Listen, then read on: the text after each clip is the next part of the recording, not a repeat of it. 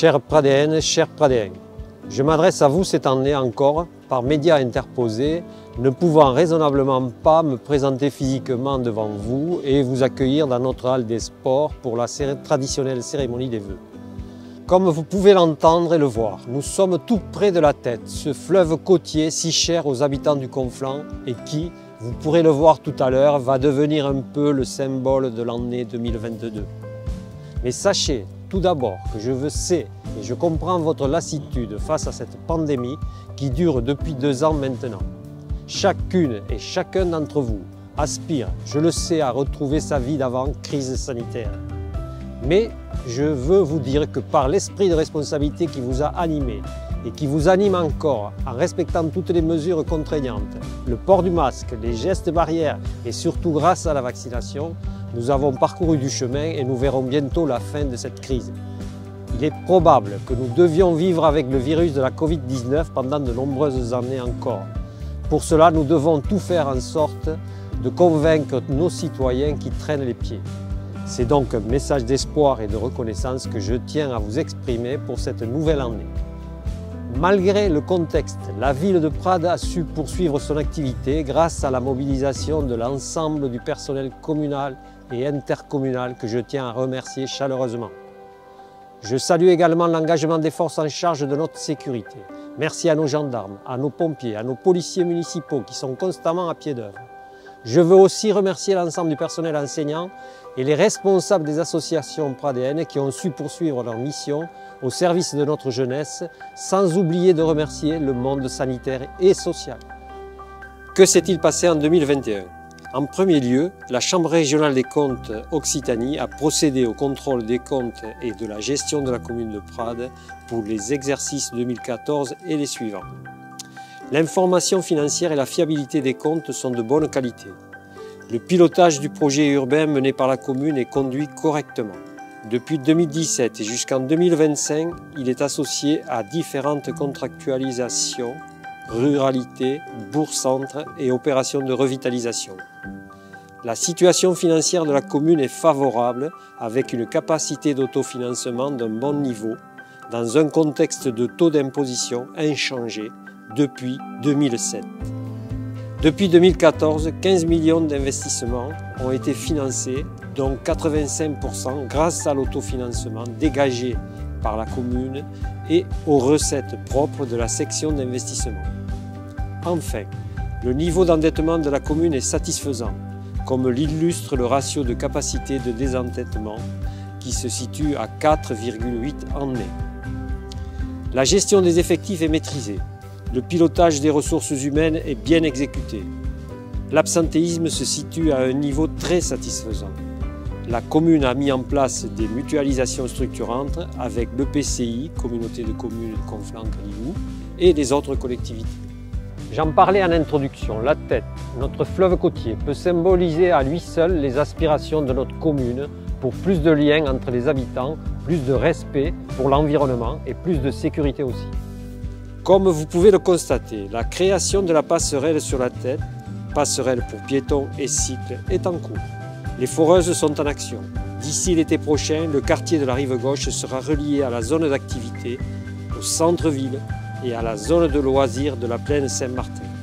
Outre l'aspect pratique, la réalisation de ce projet tant attendu par les Pradéennes et les Pradéens a été motivée par la volonté de mise en place d'une circulation douce et le prolongement des pistes cyclables et la volonté de sécuriser les déplacements des lycéens et mettre ainsi fin à la présence le long de la RN 116 ou à la pause méridienne. Si la ville peut être fière de ce projet novateur, il appartient également à ses élus d'entretenir la voirie. Comme vous le savez, l'avenue du Docteur Arrouz a été entièrement rénovée. En fin d'année 2021, la seconde tranche de travaux a été réalisée, depuis la résidence Sylvie Junca jusqu'au pont de l'Estricadou. Des trottoirs ont été créés et des containers semi-enterrés ont été installés. Aujourd'hui, c'est un axe fonctionnel et sécurisé.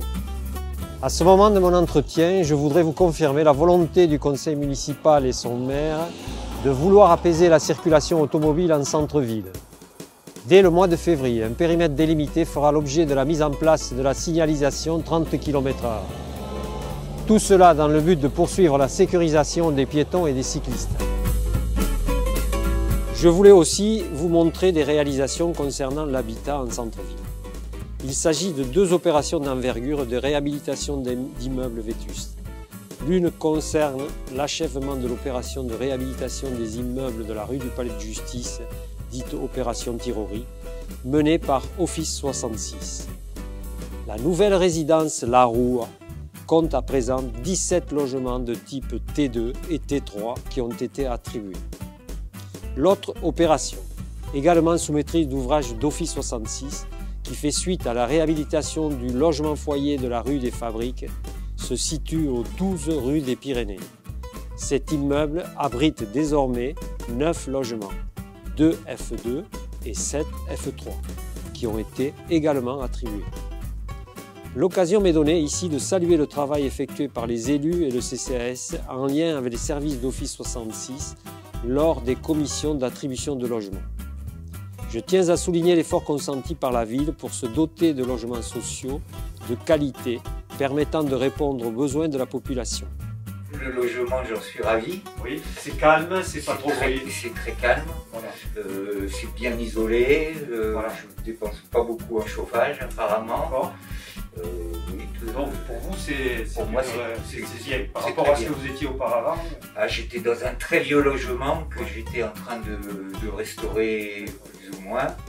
Vous avez un parking à Oui, j'ai un parking derrière. Voilà, à l'arrière. En fait, j'ai rien changé à mes habitudes parce que j'ai des amis qui sont juste à côté. Voilà. Pour moi, Pour moi, il me semble que je suis dans une maison familiale. Voilà, tout le monde, on s'entend. Oui, et puis on a tout à côté. Vous avez tout à côté. J'ai plus cette angoisse, j'ai plus cette peur sur moi. Plaisir d'entendre. Oui. Moi, pour moi, c'est votre vie. Dès cette année, le dispositif du permis de louer sera mis en place par la municipalité.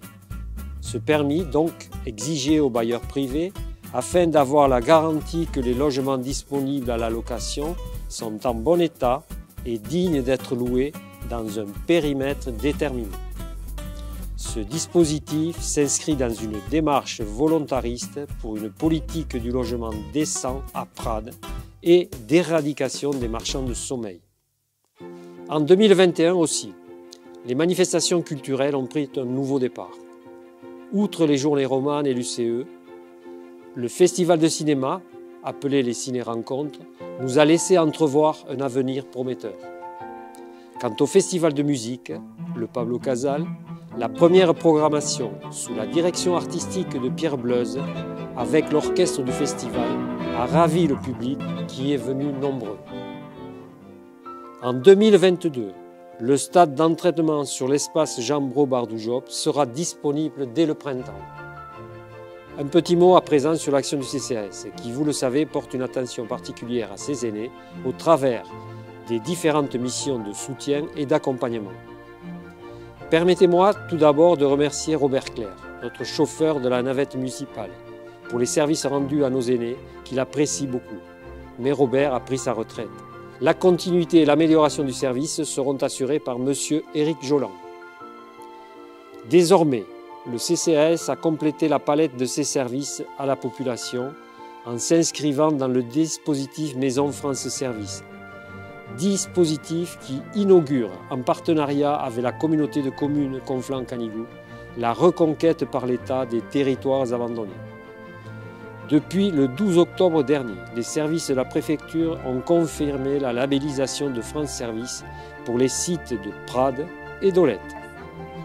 Julie et Loane vous conseillent sur vos démarches administratives et vous accompagnent dans l'utilisation d'un service numérique qui vous permettra l'accès aux institutions suivantes: la CAF, la CNAM, la CNAF, la MSA, la GIRARCO, le Pôle emploi, la Caisse des retraites, les impôts, la Poste, les services du ministère de l'Intérieur, de la Justice et enfin la Direction générale des finances publiques. Je souhaitais aussi tout particulièrement m'adresser à celles et ceux qui ont choisi de venir s'installer à Prades, ceux que l'on a l'habitude de nommer les nouveaux arrivants. Sachez que dès que la situation sanitaire le permettra, la municipalité vous accueillera comme il se doit à l'hôtel de ville que vous avez dans mon dos, Je souhaite vivement pouvoir vous convier d'ici la fin de l'été à la traditionnelle cérémonie d'accueil des nouveaux arrivants. J'espère que vous avez passé de très bonnes fêtes de fin d'année, que les décorations et illuminations de Noël qui ont embelli notre ville vous ont mis du baume au cœur.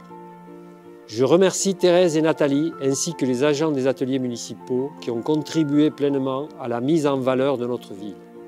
Et je n'oublierai pas Lionel et Gilles, omniprésents pour la bonne marche des animations de très belle qualité avec la calèche de Sébastien Ramiel et les prestations de danse de l'association Studio 13. Du fond du cœur, bonne et heureuse année à chacune et à chacun d'entre vous. Bonne année pour Prades et pour le Conflent. Je ne peux pas conclure sans avoir une pensée émue pour notre Jean, Premier ministre de la France et Premier ministre des Pyrénées-Orientales, qui malgré son éloignement et sa charge de travail, nous apporte tout son soutien, à nous, à la ville et à l'ensemble du territoire intercommunal. Nous lui souhaitons de mener sa mission de serviteur de l'État comme il s'y est engagé, comme il l'a toujours prouvé. Je vous renouvelle tous mes vœux pour l'année 2022 et je cède la parole à mon conseiller municipal délégué aux grandes affaires, M. Jean Castex. Chers Pradéennes, chers Pradéens, je suis très heureux de pouvoir m'adresser à vous en ce début d'année 2022 pour vous présenter du fond du cœur tous mes meilleurs vœux.